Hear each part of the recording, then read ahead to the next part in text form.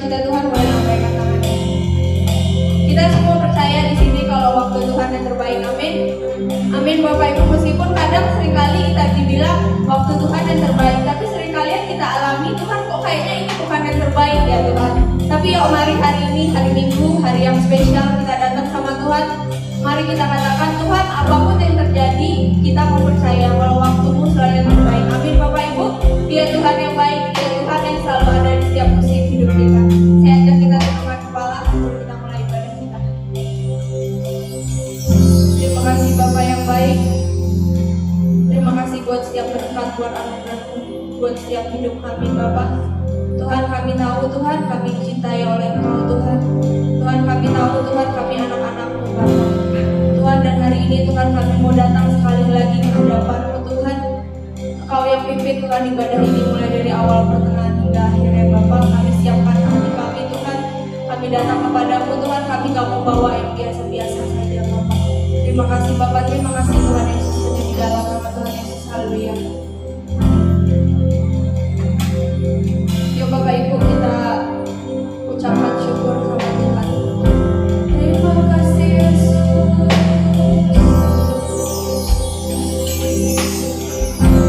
Terima kasih Bapak. Terima kasih Tuhan buat satu minggu yang luar biasa Bapak. Terima kasih buat setiap penyertaan-Mu Tuhan.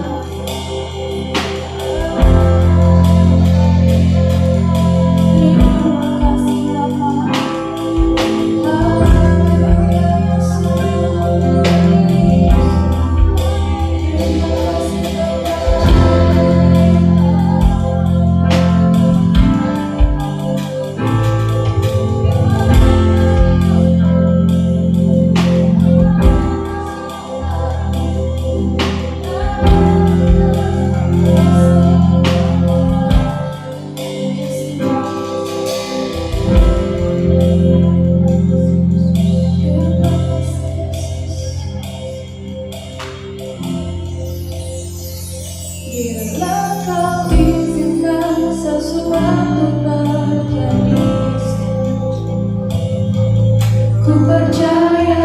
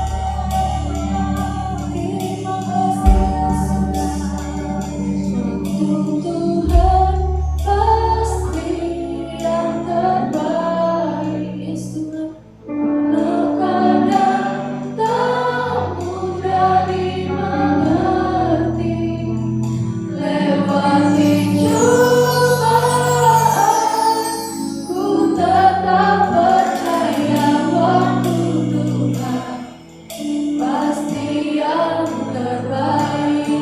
Jemaat Tuhan saja nyanyikan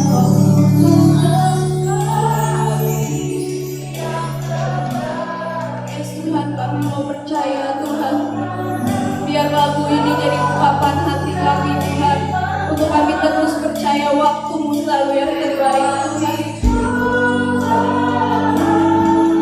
Ku tetap percaya waktu Tuhan pasti yang terbaik. Sekali lagi katakan, waktu Tuhan pasti yang terbaik. Walau kadang tak mudah dimengerti, lewati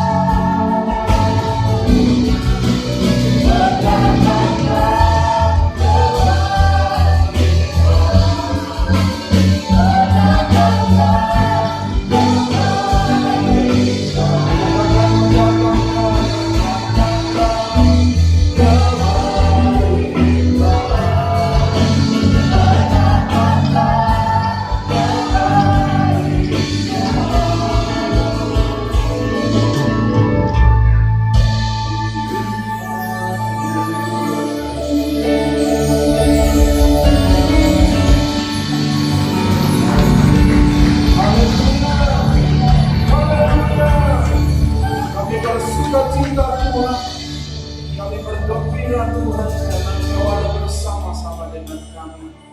Terima kasih Tuhan, kami tahu Tuhan Engkau mengasihi setiap kami. Kasih-Mu yang besar itu ada pada kami. Bapa, kami bersyukur untuk hari ini. Terima kasih Tuhan, terima kasih untuk waktu kami boleh beribadah, kami boleh memberikan pujian, penyembahan kami, rasa syukur kami, rasa terima kasih kami Tuhan atas pemeliharaan-Mu, atas hari-hari yang kami boleh lewati bersama-sama dengan Engkau Tuhan. Bapa, terima kasih, terpujilah nama-Mu Tuhan. Terima kasih, berkati kami dengan firman-Mu Tuhan. Biarlah kami boleh mengerti dan memahami. Roh Kudus, Engkau ungkapkan Tuhan apa yang masih tersembunyi, apa yang masih menjadi rahasia buat kami, ungkapkan itu Tuhan. Terima kasih Bapa, kami sediakan hati kami, berbicaralah kepada kami. Dalam nama Yesus kami berdoa. Amin. Puji Tuhan, silakan duduk kembali. Selamat pagi Bapak Ibu sekalian, Shalom. Puji Tuhan, senang kita boleh bertemu di minggu yang pertama bulan April ini. Kita tahu Bapak Ibu, Tuhan tetap mengasihi kita. Nah, hari ini kita akan mau belajar dalam tema umum kita bulan April ini, Delighting in the King's Word. Nah, saudara, kita akan mau belajar kita buka dari Alkitab kita dari 1 Tesalonika pasal 1 ayat yang ke-6. Nanti tolong carikan dalam bahasa Indonesia sehari-hari. Sekarang kita baca dulu ayat ini, kemudian kita lihat dalam bahasa Indonesia sehari-hari. Katakan begini: dan kamu telah menjadi penurut kami dan penurut Tuhan. Dalam penindasan yang berat, kamu telah menerima firman itu dengan sukacita yang dikerjakan oleh Roh Kudus. Dalam bahasa Indonesia sehari-hari dikatakan begini: kalian mengikuti teladan kami dan teladan Tuhan. Meskipun kalian sangat menderita, kalian menyambut dengan gembira kabar yang kami beritakan kepadamu. Kegembiraan itu diberi oleh Roh Allah. Nah, dikatakan meskipun kalian sangat menderita, dikatakan kepada jemaat di Tesalonika, namun kamu atau kalian menyambut dengan gembira kabar yang diterima, yang mereka terima, yang disampaikan oleh Pak Rasul Paulus. Nah, saudaraku, mari kita mau belajar, saudaraku. Setiap kali kita mau dengar firman, bukan hanya hari Minggu, tapi juga setiap hari kita baca firman. Mari kita mau menerima, menyambut firman itu dengan gembira. Ada rasa senang, ada satu kesukaan untuk mau baca firman. Memang perlu waktu, saudaraku, baca firman, dan Tuhan juga tidak menuntut setiap kali kita baca harus mengerti. Semua harus mengerti. Yang penting begini, saudaraku, hati kita terbuka untuk kita mau dengar, baca aja dulu firman Tuhan. Nah, sementara itu kita minta Roh Kudus akan menolong kita, memberi pengertian kepada kita. Tapi kalau saudara orang baca sudah jengkel-jengkel dulu, apa ini, mau ini nggak ngerti saya ini cerita ini, nanti kita akan hilang begitu saja. Ya, tapi belajar dulu dengan hati yang gembira, kita mau terima dulu firman. Nah, pada waktu kita punya kesukaan, jadi delighting in the King's Word itu bersukacita di dalam perkataan sang raja, atau delighting itu artinya juga kepuasan, kesenangan. Jadi saudara jangan jadikan baca firman itu sebagai satu beban, tapi sebagai satu kesukaan, satu kesenangan buat kita. Sama seperti kita orang suka baca novel, kalau dia lihat novel ada satu kegembiraan, satu gairah. Ada orang yang kadang-kadang dihabiskan sekali baca itu. Dan kenapa? Karena dia satu kesukaan. Nah, kita tentu mengharapkan, saudaraku, Tuhan juga kepingin bagaimana pada waktu kita baca firman, kita itu menjadi satu kesukaan buat kita, satu kesenangan, bukan beban. Nah, hari ini, saudaraku, kita mau dapatkan kabar menyenangkan dari Tuhan tentang kita. Ya, apa firman Tuhan katakan tentang kita? Kabar yang menyenangkan yang Tuhan mau beri, satu kabar kesukaan, kabar yang menyenangkan dari Raja kita, Yesus Kristus, untuk kita pribadi. Nah, saudara,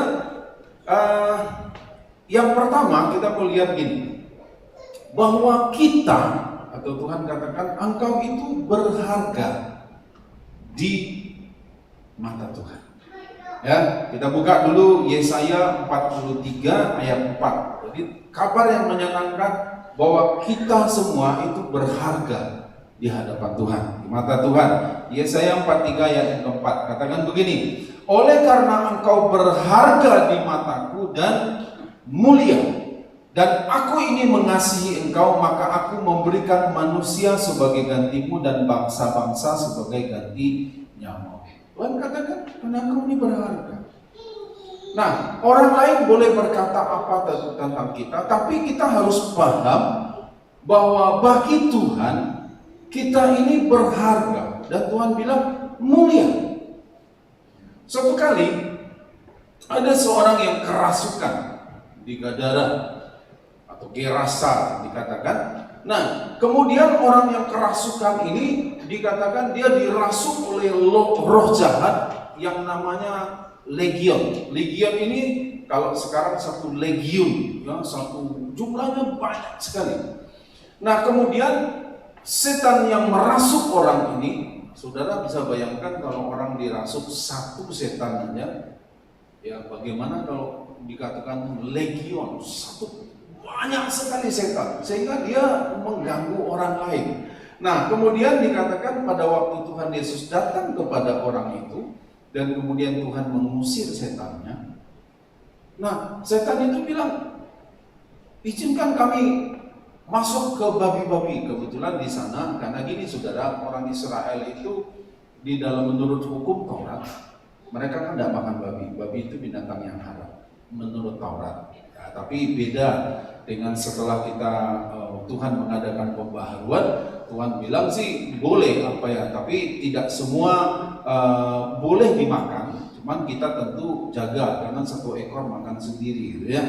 Artinya batasnya ada, ya. Jadi jangan sekilo makan sendiri. Nah, ini bahaya juga buat kita.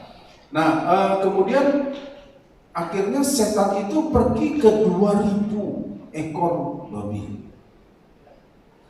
2000 ekor babi tiba-tiba kesetanan, ya.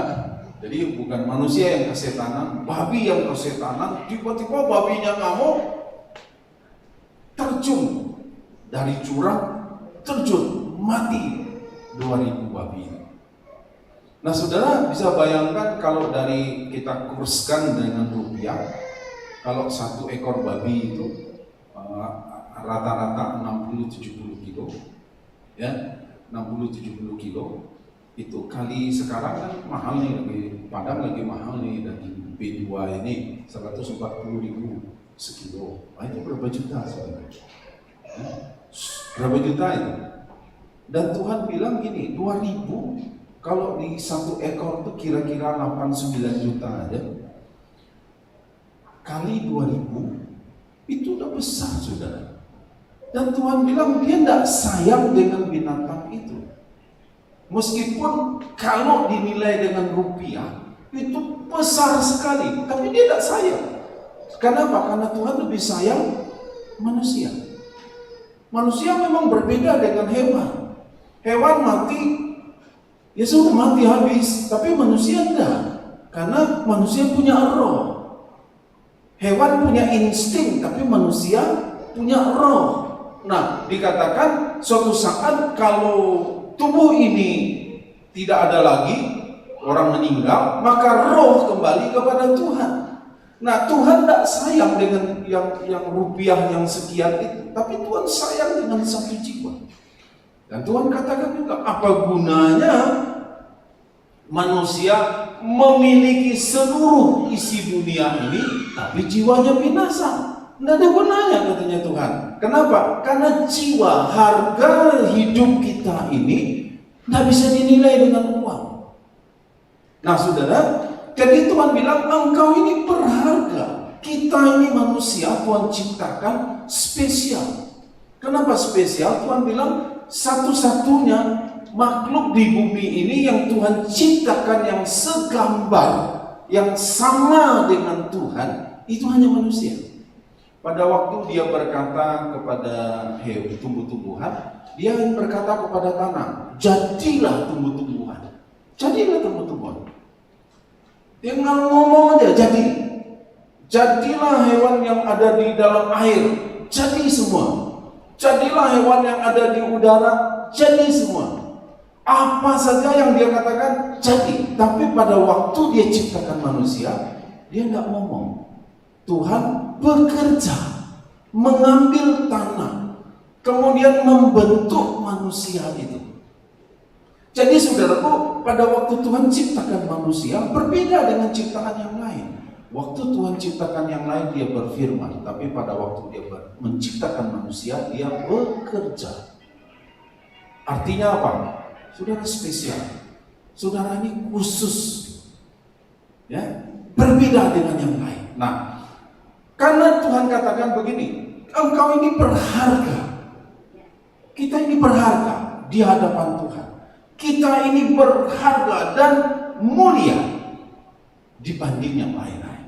Nah, Tuhan katakan juga dalam Ulangan pasal yang ke-32 ayat yang ke-10, dia katakan begini, didapatinya dia di suatu negeri di padang gurun di tengah-tengah ketandusan dan auman padang belantara, dikelilinginya dia, maksudnya umatnya itu, dan diawasinya, dijaganya sebagai biji matanya. Ayat yang sama juga dalam Zakaria pasal 2 ayat yang ke-8 dikatakan begini, sebab beginilah firman Tuhan semesta alam yang dalam kemuliaannya telah mengutus aku mengenai bangsa-bangsa yang telah menjarah kamu, sebab siapa yang menjamah kamu berarti menjamah biji matanya Tuhan. Saudaraku, kenapa kita sampai saking berharganya Tuhan bilang ini, kita ini biji matanya Tuhan.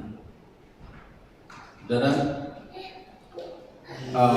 manusia ini setiap kali 4 detik matanya itu berkedip.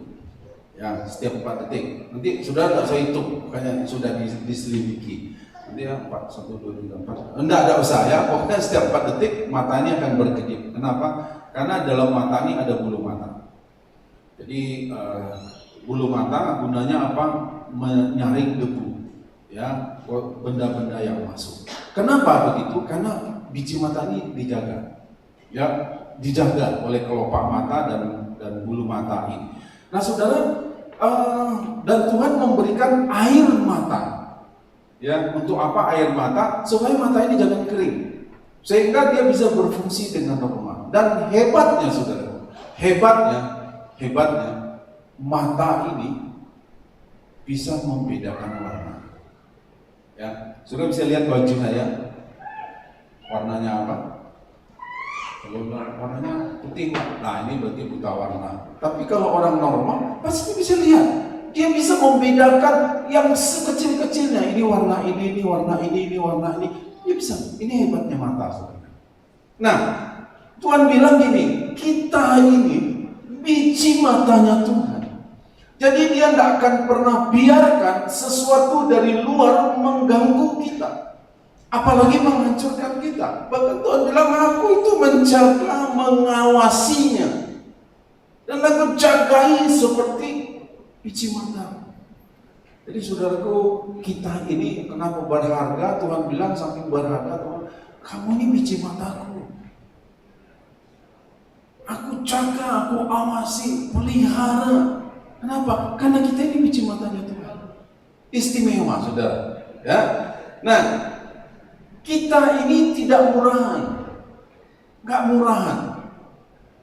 Kenapa? Karena kita ini diciptakan khusus. Yesaya 43 ayat 1 katakan begini, tetapi sekarang beginilah firman Tuhan yang menciptakan engkau, hai Yakub, yang membentuk engkau, hai Israel. Janganlah takut, sebab aku telah menebus engkau dan aku telah memanggil engkau dengan, bilang apa? Dengan namamu. Jadi nama kita pribadi nih, saudara, kita dipanggil itu secara spesifik, khusus, dipanggil nama kita.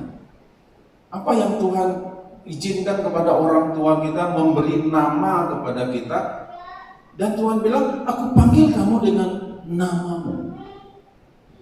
Saudaraku, begitu seorang anak bayi lahir, 3 bulan kemudian, di jarinya ini sudah terbentuk yang kalau orang bilang namanya sidik jari. Nah, setelah 3 bulan itu dia terbentuk sidik jari di jarinya, sampai dia tua, sampai dia meninggal, sidik jarinya itu tidak berubah. Jarinya dari kecil sampai nanti di usia 17 dia berhenti bertumbuh, tidak pernah berubah sidik jarinya. Saudara, kenapa? Karena Tuhan katakan begini, engkau ini tidak murahan, engkau diciptakan khusus, bahkan aku panggil engkau dengan namamu.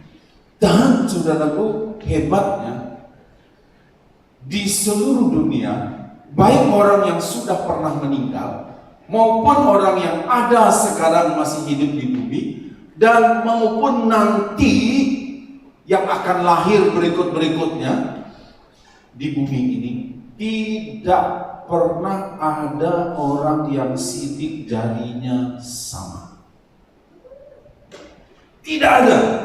Boleh dia kembar identik atau kembar siap, tingkah lakunya sama, apanya semua sama, mukanya persis gitu saudaraku, tapi sidik jarinya beda. Kenapa? Karena Tuhan ciptakan kita spesial, satu-satunya yang ada di bumi. Makanya perlu dipelihara, saudara. Amin. Kalau bukan berarti kalau gitu saya barang antik ini karena cuma satu-satunya, bukan barang antik, tapi unik, saudara ya. Jadi jangan bilang saya barang antik nih, jadi perlu dilestarikan, bukan ya. Perlu dijaga, dipelihara. Kita ini unik, nggak ada yang sama dengan kita. Jadi saudaraku, produsen tertentu, misalnya gini, dia menciptakan satu kendaraan, mobil, maka dia buat limited edition, edisi spesial khusus. Dia tidak pernah buat sebelumnya, dan sesudahnya dia tidak akan ciptakan lagi yang seperti itu. Dia ciptakan hanya sedikit, dan dia akan bagi-bagi. Misalnya untuk Kota Padang, dia kasih 5, untuk provinsi lah misalnya dia bagi 10 aja. Tapi setelah itu dia tidak produksi lagi. Kira-kira orang akan berebut tidak cari mobil itu? Pasti orang berebut. Kenapa? Karena tidak akan ada. Begitu dia jalan-jalan di jalan raya ini, kemana saja dia pergi, dia kan ini tidak banyak orang yang punya. Orang senang. Nah, hidup kita ini saudaraku, engkau ini spesial. Jadi Tuhan itu yang izinkan. Kalau kita kondisi fisik kita, yang kita belajar juga yang kedua, karena Tuhan katakan begini, kejadianmu itu dahsyat dan ajaib. Bahkan saudaraku, Tuhan katakan di dalam Mazmur 116, tidak tertulis ya, Mazmur 116 dikatakan begini.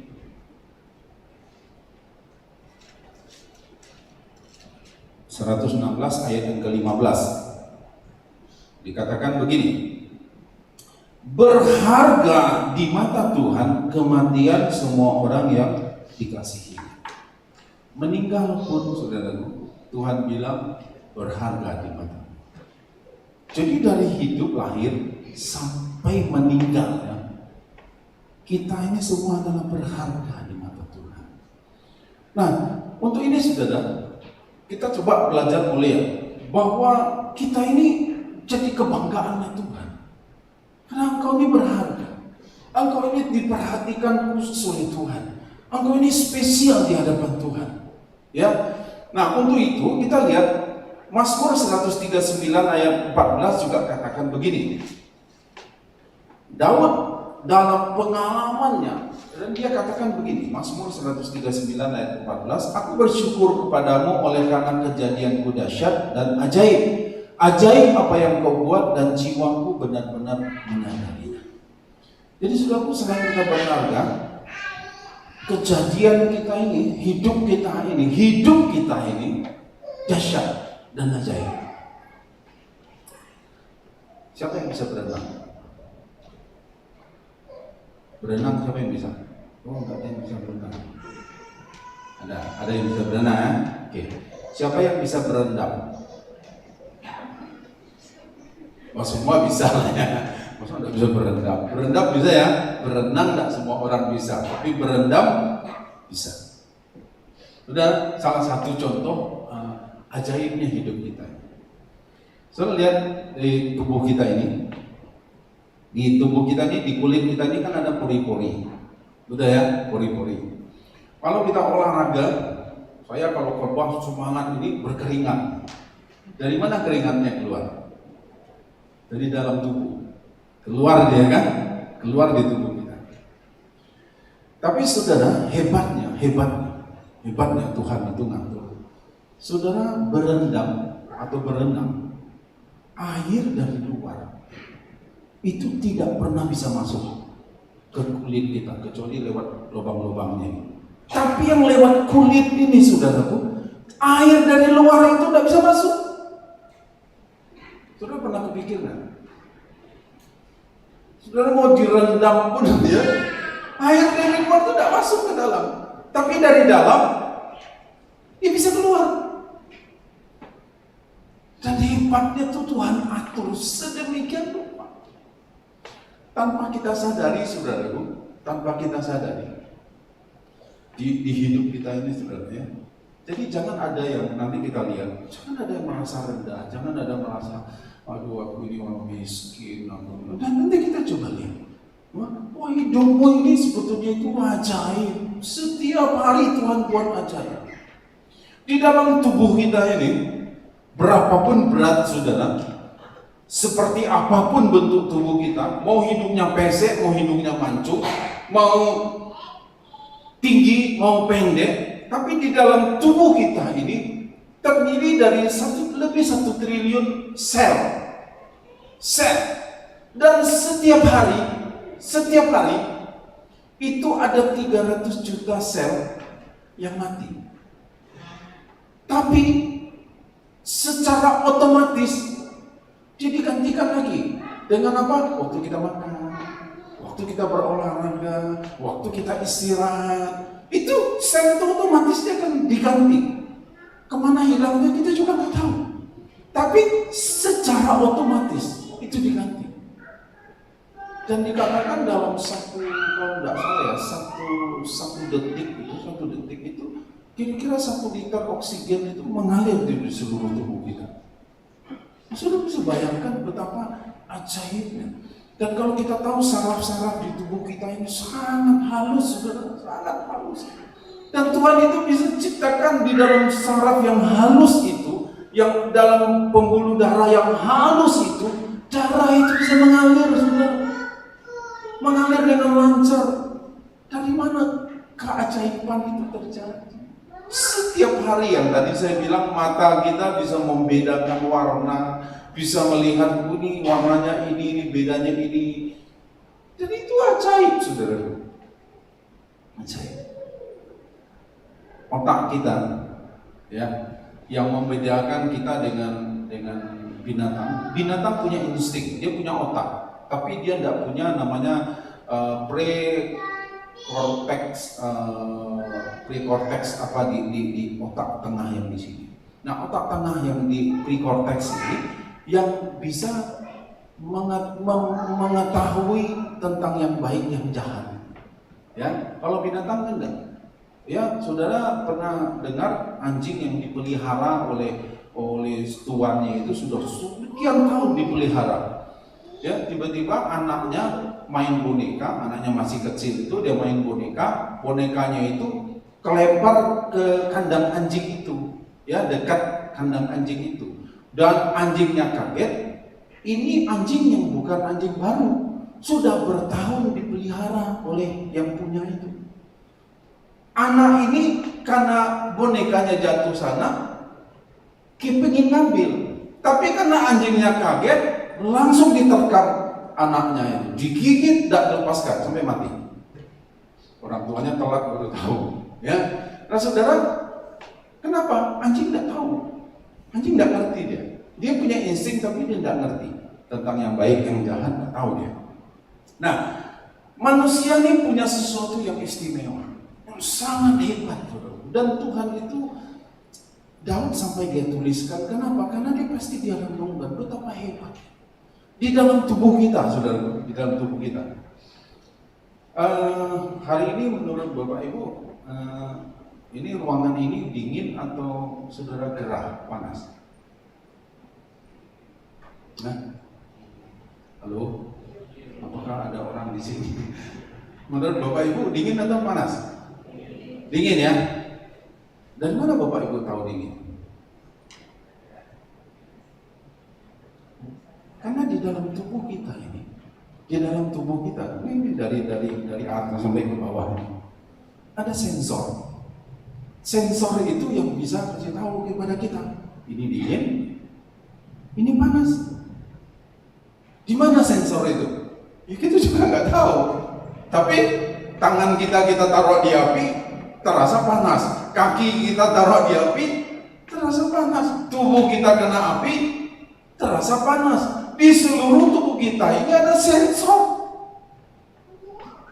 Sensor ini tidak bisa dibuat. Sensor ini ada alamiah dalam diri kita. Dan Tuhan berikan kepada kita itu supaya kita tahu, oh ini dingin, ini panas. Oh ini menyakitkan, ini sensor, belum ini baru sensor panas dingin, belum sensor sakit, sensornya banyak saudaraku di dalam tubuh kita ini. Kenapa kita pada waktu kita dipukul orang terasa sakit? Karena dalam tubuh kita itu ada sensor. Oh batas ini segini, lewat dari segitu sakit. Dan dia tahu, dia kasih tahu sama kita. Lewat apa? Sensor tadi. Siapa yang buat sensor itu? Siapa yang kasih sensor? Tuhan. Jadi hidup ini ajaib, saudara. Ajaib. Ajaib. Saya sampaikan sekali lagi, mungkin mengulang dan kalau Bapak Ibu yang belum tahu, ini yang di kuping kita nih, ya, udah boleh pegang di sini. Ada nih benda kecil, kan sini ya, ada benda kecil. Saudara tahu ini benda kecil ini? Kita juga secara umum kita tidak tahu namanya apa. Udah ya, sudah tahu, ada yang tahu namanya apa ini? Dan ada yang tahu kan? Dia ada di sini. Tapi saudaraku, meskipun kita tidak tahu namanya, meskipun dia ini kecil, tidak kita perhatikan, tapi perlu kita tahu, saudara, benda yang kecil ini adalah filter untuk apa? Suara pertama yang masuk. Kalau ada dong gitu kan, nah, ini sensornya bekerja. Saudara, waktu saya ngomong begitu, saudara kaget kan? Rasa ada sesuatu yang menusuk di sini. Nah, sensornya ini kasih tahu sama kita. Ini suaranya melebihi, desimalnya melebihi, nih, sehingga menyakitkan di gendang telinga kita. Tapi ini sensor pertamanya. Dan kalau ini dibuang, saudara mungkin biar aku kelihatan lebih cantik, saudara buang, keseimbangan kita hilang. Benda kecil ini. Tuhan itu hebat. Dia buat tubuh kita sedemikian rupa, sedemikian ajaib. Makanya engkau di Tuhan katakan, engkau ini berharga di hadapan. Nah sekarang bagaimana kita sekarang memandang dirimu? Kalau Tuhan bilang engkau berharga, engkau ini biji mataku, engkau ini tidak murahan, aku ciptakan spesial khusus di bumi ini, satu-satunya yang sama seperti engkau, tidak ada lagi, cuma engkau. Betul-betul limited edition, cuma satu aja, tidak ada lagi. Mau cari yang sama, tidak akan ketemu lagi. Besok Tuhan bilang dia tidak akan ciptakan lagi yang lain, dia tidak akan ciptakan lagi yang persis seperti kita. Kenapa? Karena dia cepat ciptakan satu aja. Nah, sekarang bagaimana kita memandang diri kita? Ya, Amsal 23 ayat 7 katakan begini. Sebab seperti orang yang membuat perhitungan dalam dirinya sendiri, demikianlah ia. Silakan makan dan minum katanya kepadamu, tapi ia tidak tulus hati. Kita baca ayat A. Sebab seperti orang yang membuat perhitungan di dalam dirinya sendiri, demikianlah ia. Apa yang kita lihat tentang diri kita, itulah kita. Jadi kalau saudara melihat, aku ini bapakku miskin, kakek nenekku miskin, kakek nenek buyutku lebih miskin lagi, karena mungkin hidup di zaman perang dulu kan. Aku punya anak, nampaknya kami akan tetap miskin. Dan ini kan jadi konsep ya dalam diri orang. Orang memandang dirinya begitu. Saya ingin cerita dulu. Ada seorang yang bernama Victor. Bukan Victor Palinoan ini, bukan Victor Manau, tapi Victor, dia Amerika. Di sekolah, dia ini sudah dicap bodoh. Kenapa? Karena banyak mata pelajaran yang di sekolah yang dia tidak bisa kuasai. Sehingga bapaknya bilang ini, kamu Victor, kamu ini bodoh. Kamu ini bodoh. Dan mamanya pun karena anaknya sekolahnya begitu bilang, Victor kamu bodoh, kamu bodoh. Gurunya bilang bodoh, teman-temannya bilang bodoh, bodoh, bodoh, bodoh, bodoh, bodoh, bodoh. Dan akhirnya dia percaya bahwa dia orang bodoh, tidak tamat SMA. Kenapa? Karena dia merasa ya kurang bodoh. Bapaknya bilang kamu bodoh, Victor kamu bodoh. Mamanya bilang kamu bodoh, gurunya bilang bodoh, kawan-kawannya bilang kamu bodoh, bodoh, bodoh, bodoh, bodoh, bodoh, bodoh, bodoh. Dan akhirnya dia bilang ya sudah, ya aku memang bodoh. Jadi kalau tidak tamat SMA, ya karena memang aku bodoh. Akhirnya dia mencoba melamar kerja dan menjadi office boy karena memang itu yang bisa. Orang dia tidak tamat SMA. Jadi office boy. Nah, di kantor, di tempat dia mau jadi office boy, orang itu bekerja sesuai dengan kemampuannya dia. Jadi meskipun dia office boy, tapi dia itu lebih cocok menerima surat atau dia pergi ngantar surat. Nah, itu dibedakan karena sesuaikan dengan kemampuan dia. Jadi akhirnya dites lah. Salah satu dites itu tes IQ. Kemudian dites dia tentang kepribadian. Kira-kira dia ini cocok ini di mana nih sebagai office boy ini? Ya, yang contoh sederhana, tukang terima surat atau tukang antar surat. Ini beda. Kenapa? Karena orang yang tidak teliti disuruh ngantar surat, disuruh di kantor di bagian A, dia pasti di bagian Z. Karena dia tidak teliti, ya. Nah, dan kemudian dites lah. Ternyata IQ-nya dia ini 156. Untuk orang rata-rata yang disebut pintar dalam akademis itu 110, 120. 110, 120 itu bagus ya, bagus. Kurang dari 110 ya agak susah lah di kelas akademis ya. Di sekolah itu agak susah mengerti pelajaran. Tapi kalau dia di atas 120, seringkali dicap anak nakal di kelas. Kenapa? Karena pintar. Dia sudah guru baru ngajarin sebenarnya, dia sudah tahu. Sama guru kan di kelas itu kan tidak semua orang pintar, betul ya? Diulang lagi sama guru. Udah ngerti anak-anak, belum bu guru, diulang lagi. Dia merasa orang gampang begitu kok diulang lagi. Sampai 3 kali diulang, ngamuk dia. Jengkel, tidak berani marah sama guru, dia ganggu kawannya. Akhirnya guru menganggap dia anak nakal. Dia bukan nakal, karena apa? Saking pintarnya. Setengah 3/4 perjalanan baru guru menjelaskan, dia sudah tahu. Oh ini gini. Tahu dia, ini anak pintar. Nah, Victor ini juga setelah dites IQ-nya 156, sejak itu dia mulai wah ternyata aku ini pintar, bukan bodoh.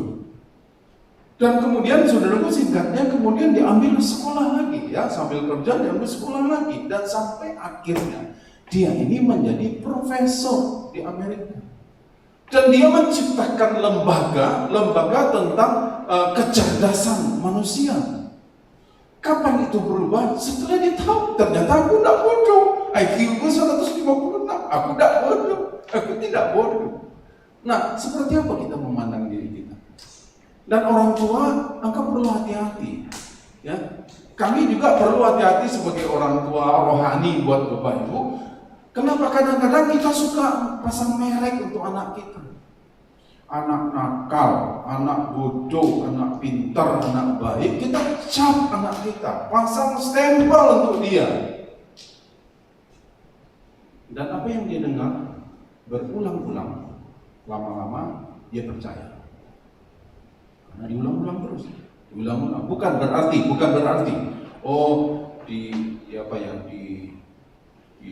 di opo-opo di lambung-lambung, di manja-manja. Oh, enggak, kamu hebat, kamu pintar, enggak perlu, saudaraku, enggak perlu berlebihan, enggak perlu lebay kita dalam pada anak. Kita perlu yang positif, kita perlu kasih tahu kepada anak, tapi jangan pasang stempel untuk anak kita. Kamu anak bodoh, kamu anak nakal, kamu tidak berhasil dalam sekolah, kamu begini nanti akan masa depanmu suram, masa depanmu tidak ada karena kamu begini. Bapak Ibu, siapa kita yang kita bisa pastikan masa depan anak kita? Tapi kadang-kadang itu kejadian, karena dia dengar terus menerus dan dia percaya. Dan akhirnya apa yang dia percayai, itulah yang dia lakukan terus dalam hidupnya. Dan dia bilang, aku tidak bisa lakukan ini karena aku bodoh. Kalau aku tidak naik kelas, oke. Kenapa? Karena aku bodoh. Oh, kalau ini kenapa papa mama suruh ini kamu tidak bisa kerjakan? Karena aku bodoh.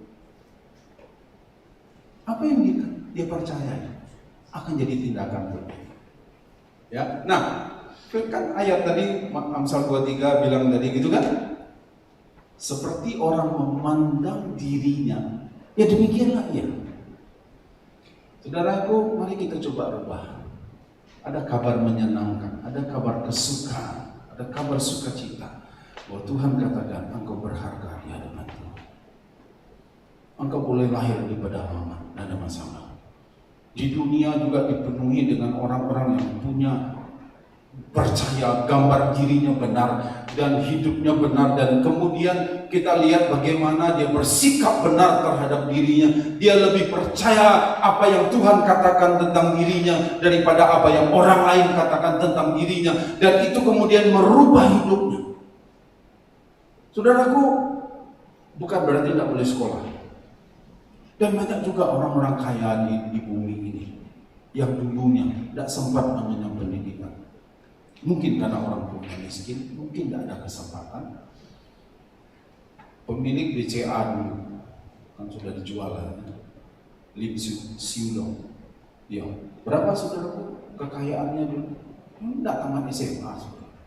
Sekali lagi, bukan berarti kalau gitu saya cukup SMP saja ya, saya bisa. Enggak begitu. Mungkin dia tidak punya kesempatan. Mungkin buat kita begini, saudaraku, yang sudah berumur 50, 40, 50, kalau memang menurut saudara yang sudah 50-an tahun saya tidak bisa lagi melanjutkan pendidikan. Tapi saya semangat, saudaraku, kami lagi ngambil S2 teologi sekarang, meskipun harus duduk berjam-jam untuk Zoom gitu, tapi buat kita semangat. Kenapa? Karena kami ingin menambah terus. Bahwa kami ingin terus menggali potensi ini dalam diri kita. Bahwa ada sesuatu yang Tuhan buat akan terjadi lagi. Makanya saya mendorong juga teman-teman gembala-gembala yang lain, teman-teman yang ayo selagi kamu bisa, lanjutkan terus pendidikan. Batasnya kapan? Sampai kapan kamu mau? Bukan mampu, mau, asal mau aja. Pasti ada jalan. Nah, kita coba lihat ada beberapa contoh di Alkitab. Gideon, waktu itu Gideon dia menakut. Dia mengirik gandum di tempat pemanasan anggur. Beda ya, mengirik gandum di tempat pemanasan anggur. Artinya kalau orang mengirik gandum harusnya di tempat mana? Ya pengirikan gandum. Berarti waktu itu tidak zaman lagi menuai anggur. Dia pergi ke tempat orang pemerasan anggur. Supaya apa? Karena dia takut. Orang Midian itu datang menghancurkan hasil tuaiannya dia. Sembunyi dia. Jadi pada waktu Tuhan mengatakan kepada dia, Gideon, pahlawan yang gagah perkasa. Padahal kenyataan itu dia takut. Tapi penakutnya dia itu bukan itu yang Tuhan lihat. Di balik sedia waktu itu sebagai seorang yang penakut, Tuhan melihat ada potensi besar dalam diri Gideon. Ada potensi yang besar dalam diri Gideon yang dia bilang, engkau ini pahlawan, engkau ini pahlawan. Dia ingin merubah paradigmanya, dia ingin merubah konsepnya, dia ingin merubah kehidupan Gideon. Dia bilang, engkau ini bukan pengecut, engkau tidak pengecut, tapi engkau pahlawan, engkau pahlawan, engkau pahlawan. Dan kemudian terbukti, saudaraku, lewat beberapa peristiwa dan proses dididik, dilatih Tuhan, dan kemudian dia jadi pahlawan. Awalnya dia adalah seorang yang pengecut, tak berani, tapi Tuhan rubah. Kenapa? Karena Tuhan melihat potensi dalam diri Gideon. Kalau Gideon itu kita ganti dengan nama ini, bahwa sebetulnya saudara, Tuhan melihat di dalam diri ada potensi yang besar. Ada potensi yang besar, makanya dia berkata positif tentang engkau.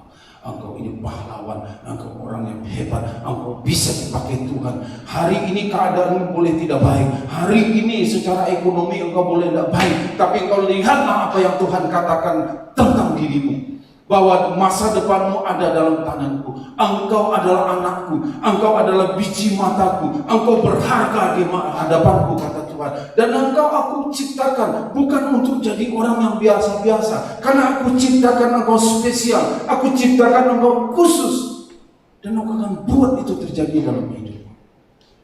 Itu Tuhan lakukan. Suatu kali Musa, kita tahu proses kelahiran Musa.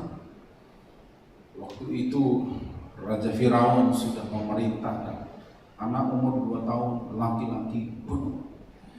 Musa kemudian dihanyutkan di sungai Nil dalam satu peti rotan, ya, dan kemudian dia ditemukan oleh putri Firaun, dibawa dia ke istana Firaun, dan kemudian dia dididik, dilatih dengan cara Mesir. 40 tahun dia ada di Mesir. Suatu kali kemudian dia melihat ada orang Mesir membunuh orang Israel, dan kemudian dia merasa nasionalismenya dia sebagai orang Ibrani muncul. Bilang, tidak boleh ini terjadi, ini mengalami. Kemudian orang Mesir itu dia bunuh. Tidak ada yang lihat waktu itu menurut matanya Musa. Kali berikutnya ada 2 orang Ibrani, orang Israel yang bertengkar. Didamaikan sama Musa. Kamu kan bersaudara, kenapa kamu ribut? Kenapa kamu bertengkar? Memangnya siapa yang angkat kamu jadi hakim atas kami? Nanti kamu mau jadi apa? Mau bunuh saya juga seperti kamu bunuh orang Mesir. Musa kaget. Kok ada yang tahu? Larilah Musa.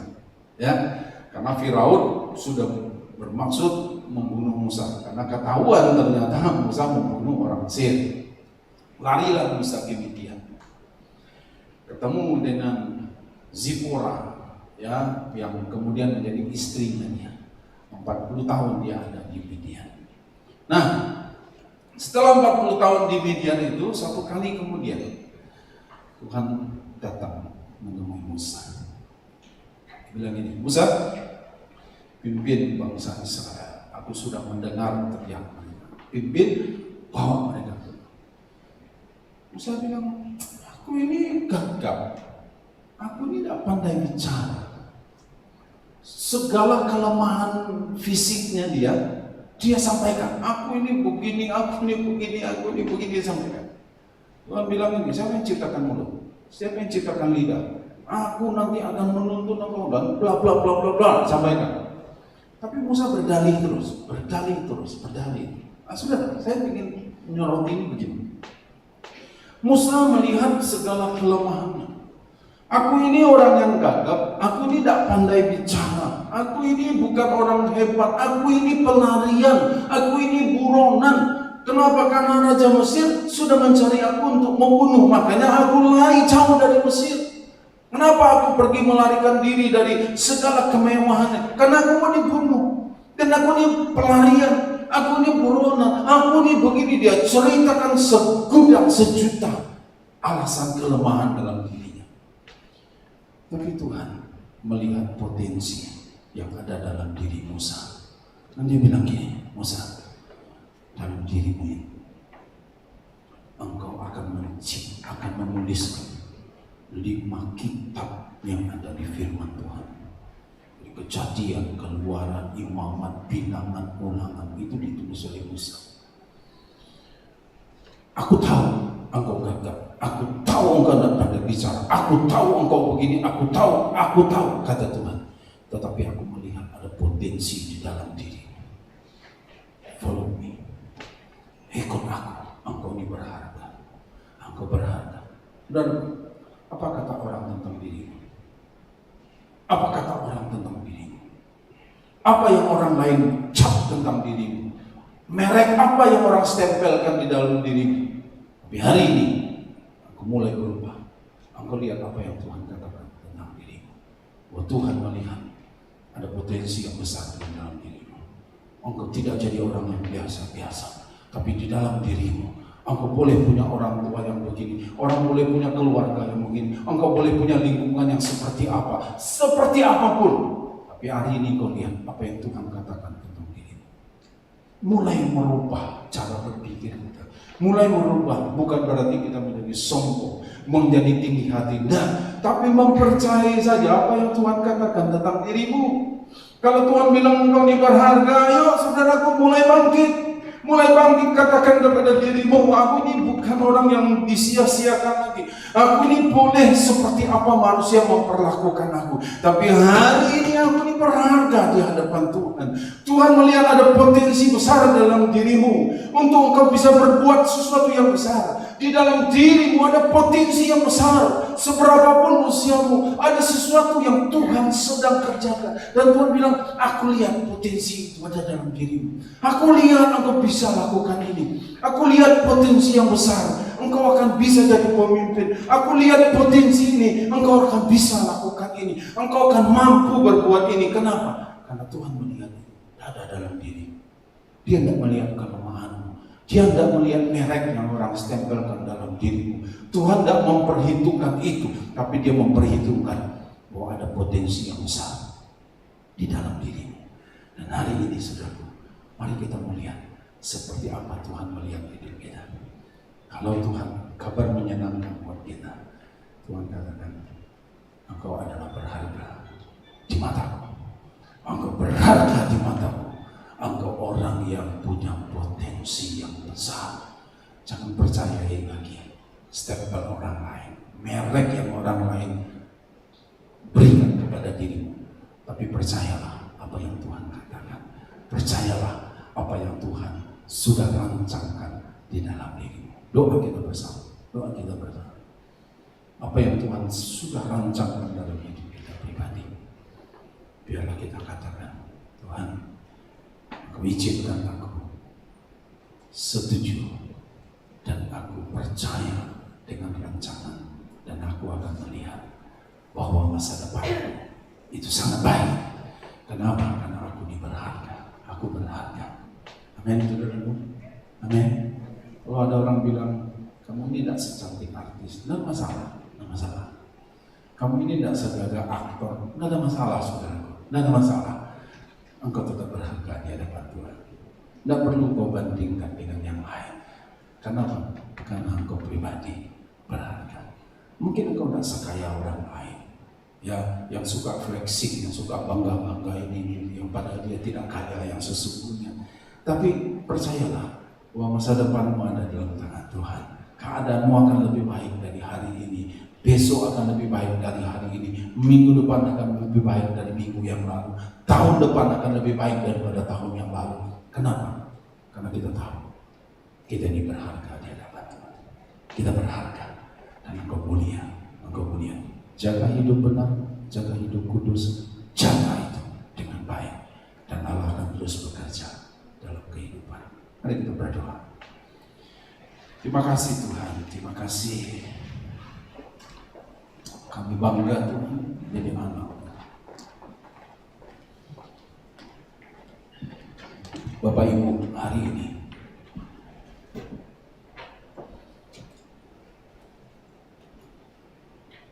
kalau engkau terlalu percaya dengan apa kata orang tentang dirimu, dan iblis memakai kesempatan itu untuk dia berkata, yes, memang engkau bodoh, memang engkau akan selamanya miskin, memang engkau akan selamanya jadi pengacau, engkau akan selamanya jadi begini, jadi begitu, dan jadi begitu. Tapi lihatlah apa yang Tuhan katakan tentang dirimu. Apapun kondisi fisikmu, apapun genetik yang engkau terima dari orang tua, mungkin genetik itu adalah penyakit. Karena orang tua kita diabetes, terpaksa lah karena kita genetiknya jadi diabetes. Atau mungkin ada genetik-genetik lain karena orang tua kita alergi dan engkau jadi alergi. Tidak ada masalah, saudara. Tidak ada masalah. Karena Tuhan bilang engkau hidupmu itu berharga dan mulia. Engkau bukan orang yang biasa-biasa. No. Engkau tidak orang yang biasa-biasa. Karena engkau ini diciptakan khusus. Orang tuamu boleh telantarkan engkau, tapi Tuhan bilang engkau berharga. Engkau berharga. Engkau berharga di mataku. Dan kau lihat bahwa Tuhan ada bersama-sama dengan engkau. Terima kasih Tuhan. Terima kasih. Terima kasih Bapa. Terima kasih Tuhan. Hari rubah, mulai rubah. Katakan kepada dirimu, tidak lagi selfish mengasihani diri sendiri. Tapi mulai katakan, aku ini berharga di hadapan Tuhan. Aku ini diciptakan khusus. Bahkan Tuhan panggil engkau secara pribadi dengan namamu. Tidak dipanggil masal, pribadi. Engkau punya masa depan yang baik. Engkau punya keadaan yang baik. Engkau punya hari-hari yang baik, kata Tuhan. Tidak pernah aku kehendaki hari-hari tidak baik dalam hidupmu. Bapak, terima kasih. Terima kasih Tuhan. Kami berharga dan kami mulia.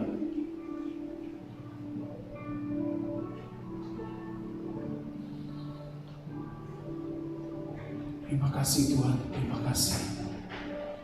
Bapak, kami bersyukur untuk hari ini. Kami berterima kasih. Kasih sayang-Mu yang besar. Karena kasih karunia-Mu lah Tuhan yang membuat kami jadi berharga.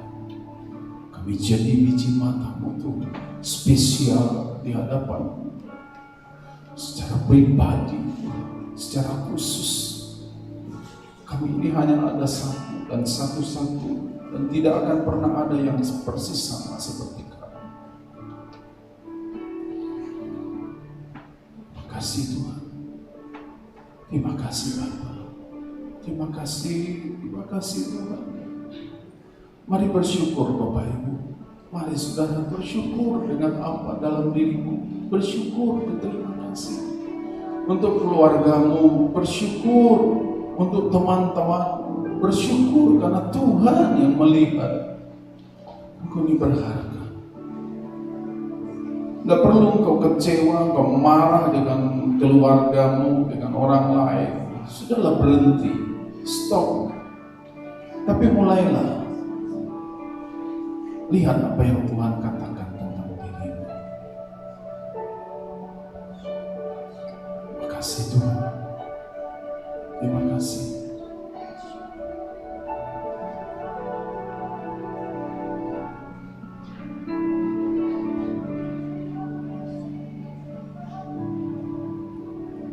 Ada orang yang merasa terbuang dari keluarganya karena dia dibedakan oleh orang tuanya.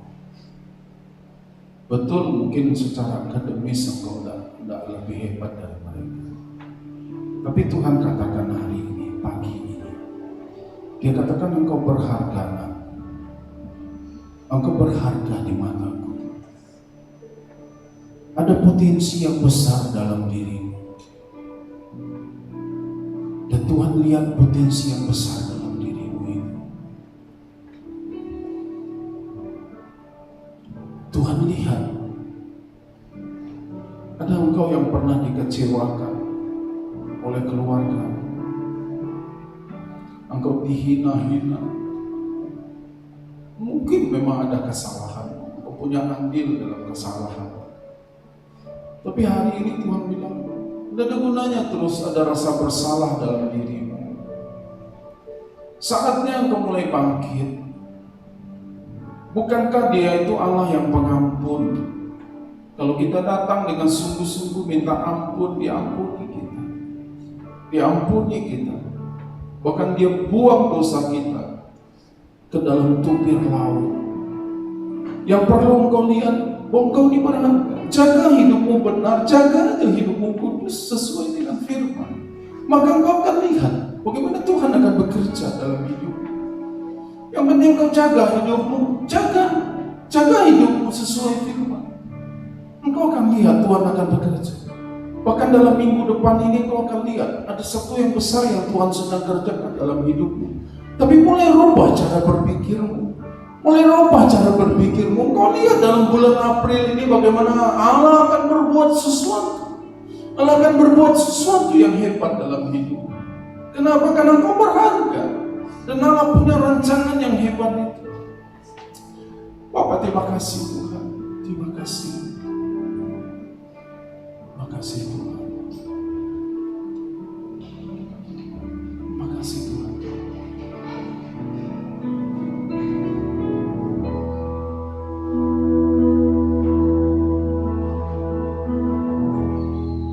Kasih setiamu yang ku rasa lebih tinggi dari langit biru. Kebaikanmu yang telah Kau nyatakan lebih dalam dari lautan. Berkat-Mu yang telah ku terima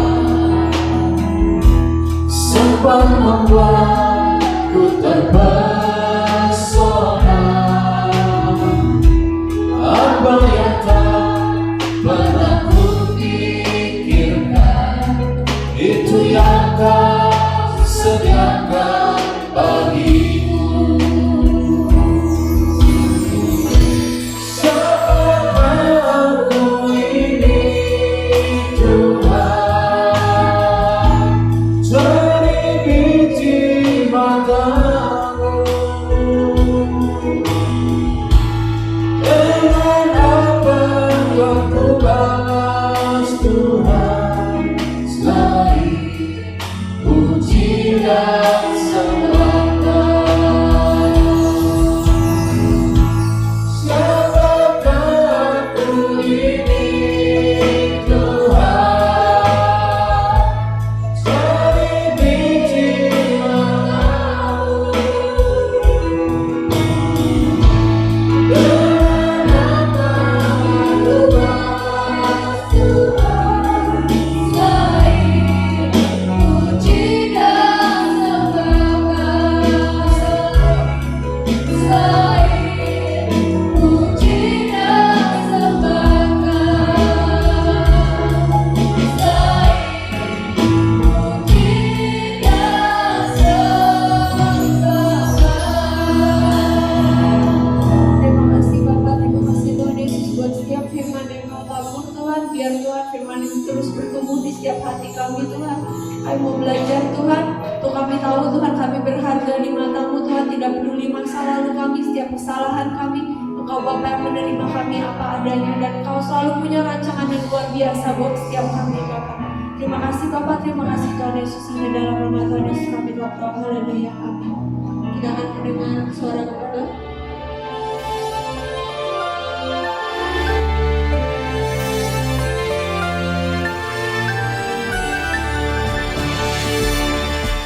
Shalom semua warga kerajaan. Dengan penuh sukacita kita memasuki bulan yang baru. Dan bulan yang lalu temanya adalah Loving the King. Apa tanda kita mengasihi Tuhan? Kita mencintai perintah-perintahnya. 1 Yohanes pasal 5 ayat ketiga, inilah kasih kepada Allah, kepada Sang Raja. Yaitu bahwa kita menuruti perintah-perintahnya. Perintahnya tidak berat, not burdensome. Sebab semua yang lahir dari Allah mengalahkan dunia. Ya, bukan akan tetapi telah mengalahkan dunia. Dan inilah kemenangan yang mengalahkan dunia, iman kita. Siapakah yang mengalahkan dunia selain pada dia yang percaya bahwa Yesus adalah anak Allah. Semua perintah-perintah yang dari kepercayaan apapun itu berat. Perintah yang dilakukan dalam firman Allah itu tidak mungkin dilakukan oleh manusia karena lebih berat. Bayangkan Tuhan Yesus berkata, ya, Sang Raja itu berkata, engkau telah mendengar, jangan berzina. Tapi barang siapa melihat wanita dan menginginkannya dalam hatinya, terjemahan lain, bergerak syahwatnya, telah berzina dalam hatinya. Tetapi jaminan firman Tuhan ini perintahnya tidak berat. Kenapa? Karena kita sudah lahir daripada Tuhan. Dan dijamin bahwa kita mengalahkan dunia dengan iman dan percaya mengandalkan Tuhan Yesus.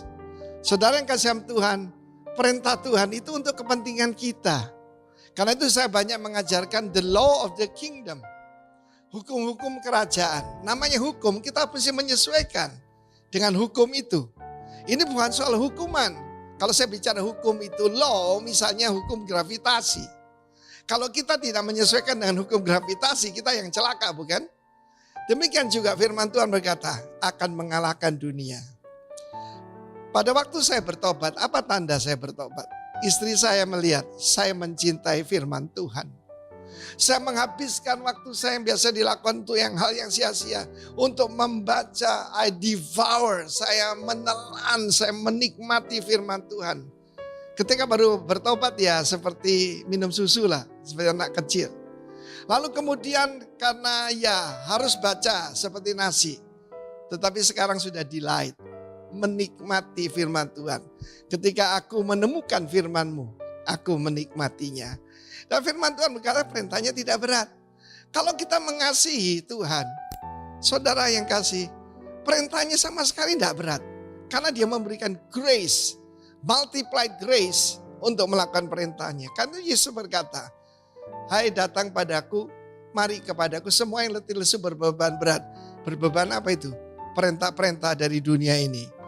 Barang siapa yang lahir dari Allah telah mengalahkan dunia. Dan inilah kemenangan kita. Our faith, iman kita. Saudara yang kasih Tuhan, ada kalau saudara mau cek apa betul-betul I love the King. Dia melakukan perintahnya. Yohanes 15 juga mengatakan begitu. Barang siapa mengasihi aku, dia melakukan segala perintahku. Bukan sebagian ya.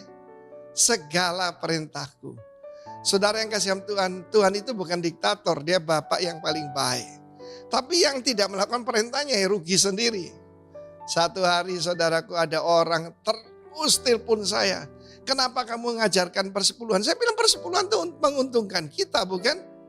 Karena persepuluhan itu ma'asir. Ya nilai tambah. Kamu tidak mau ya terserah. Perhatikan keadaanmu. Kamu selalu ditipu orang, selalu dimakan belalang. It's up to you. Karena perintah Tuhan itu tidak berat. Dan perintah Tuhan justru membuat kita ada di bawah kasih karunia Tuhan yang berlimpah. God bless you warga kerajaan. Amin. You are worthy of it all. You are worthy of it all. For from you are all things, and to you are all things. You deserve the glory. You are worthy. You are worthy of it all.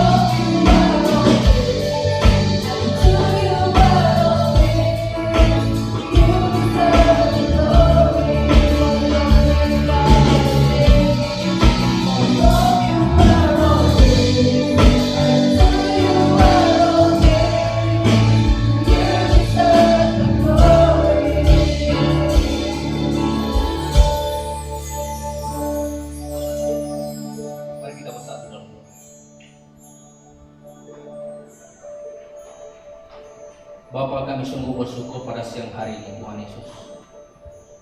Terima kasih Tuhan buat kebenaran firman yang disampaikan oleh hamba-Mu. Biarlah firman-Mu Tuhan menjadi pelita bagi kami dan terang bagi jalan kehidupan kami. Terima kasih Tuhan buat firman-Mu. Lewat firman Tuhan hidup kami diberkati, dipulihkan dan dikuatkan. Kami bersyukur Tuhan buat hamba-Mu Bapak Pendeta UNSB yang telah menyampaikan isi hati-Mu di tempat ini Tuhan. Berkati hamba-Mu ini Tuhan beserta istrinya, Ibu Esther dan anak-anak. Biarlah dalam setiap pergumulan dan dalam setiap rencana yang Dia ambil untuk memperlebar kerajaan Allah di tempat ini, kiranya Tuhan yang memberkati. Berkati kekuatan dan kesehatan senantiasa ada dalam perlindungan dan pemeliharaan Tuhan. Terima kasih Tuhan Yesus buat hari ini. Dalam kesempatan ini juga Tuhan kami berdoa buat pemimpin pusat yang ada di Bali maupun yang ada di Jakarta. Berkati Bapak Timotius Arifin dan Bapak Roni Dao. Berkati para keluarga anak-anak yang Tuhan Yesus. Kekuatan dan kesehatan daripada hamba-hamba-Mu ini senantiasa ada dalam perlindungan dan dalam pemeliharaan. Dan kami juga berdoa Tuhan buat para pemimpin bangsa dan negara kami yang kami kasih dan yang kami cintai ini. Tuhan berkati para petinggi kami yang memimpin bangsa dan negara ini Tuhan Yesus, baik yang tertinggi maupun yang terendah, baik sipil maupun militer Tuhan Yesus. Berikan mereka roh yang takut akan Engkau, sehingga dalam setiap kebijakan yang mereka ambil itu kiranya berasal daripada Tuhan. Kami bersyukur juga Tuhan jika kami boleh ada di kota ini bukan suatu kebetulan, tetapi kami percaya bahwa ada rencana Tuhan yang indah dalam kehidupan kami. Berkati kota kami, kota Padang Tuhan Yesus. Damai sejahtera Allah senantiasa ada di kota ini. Terima kasih Tuhan, kami bersyukur buat hari ini Tuhan. Bapa di dalam surga, kami juga berdoa buat tempat di mana kami boleh beribadah setiap minggunya di tempat ini Tuhan Yesus. Berkati hotel ini Tuhan Yesus, yang bekerja di tempat ini Tuhan, berkati manajemen hotel ini. Biarlah setiap orang yang menginjakkan kaki di tempat ini mereka merasakan ada lawatan Allah, ada hadirat Tuhan di tempat ini. Terima kasih Bapa. Kami juga berdoa Tuhan buat umat-umat-Mu yang boleh hadir di tempat ini maupun yang ada di rumah saat ini Tuhan. Sekiranya mereka dalam keadaan sakit pada saat ini, Tuhan turunkan kuasa-Mu, sembuhkan mereka Bapa di surga. Berikan kekuatan dan kesehatan mereka. Yang lemah Tuhan kuatkan, yang berbeban Tuhan berikan kelegaan, berikan penghiburan bagi mereka yang mengalami duka. Tuhan terima kasih Tuhan Yesus, berkati Tuhan keluarga demi keluarga hari-hari ini Tuhan Yesus. Berkati Tuhan dalam setiap pekerjaan, berkati pengusaha yang sekolah yang ada di perguruan tinggi. Tuhan berkati kiranya Tuhan Yesus yang menjadikan berumur berpas. Dan jika Tuhan kami akan melewati hari-hari ke depan, kami percaya akan kasih-Mu, kami percaya akan perlindungan-Mu. Bukankah kami ini Tuhan menjadi biji mata-Mu Tuhan. Kami percaya akan rancangan-Mu dalam kehidupan kami. Kami percaya firman Tuhan yang berkata bagi kami, rancangan-Mu bagi kami Tuhan adalah rancangan damai sejahtera dan masa depan yang penuh harapan. Terima kasih atas segala rencana yang indah yang Tuhan persiapkan dalam kehidupan kami. Dan juga Tuhan persembahan kami yang sebentar lagi kami akan berikan maupun yang telah kami berikan Tuhan, berkati kuduskan Tuhan dalam nama Tuhan Yesus. Biarlah setiap persembahannya yang telah kami berikan kiranya Tuhan memberkati dengan berlipat ganda 30, 60 bahkan 100 kali lipat. Terima kasih Bapa di surga, jika sebentar lagi kami akan pulang ke rumah kami masing-masing. Berkati lindungi kami dalam perjalanan Tuhan, antarkan kami dengan selamat, lepaskan kami dari segala kecelakaan mara bahaya. Dan sebelum kami berpisah satu sama yang lain dari tempat ini Tuhan Yesus, izinkan kami menerima berkat-Mu melalui hamba-Mu. Mari saudara yang dikasih Tuhan, selalu harapkan yang terbaik dari Tuhan yang akan diberikan kepadamu. Saudara yang dikasih oleh Tuhan, pulang dan terimalah berkat kasih karunia yang berlimpah-limpah dari Allah Bapa, damai dan sukacita dari Yesus Kristus Anaknya, dan persekutuan dengan Allah Roh Kudus yang menuntun, membimbing dan menyertai kehidupan mulai dari saat ini dan bahkan sampai selama-lamanya. Yang percaya dan diberkati, mari bersama-sama berkata amin.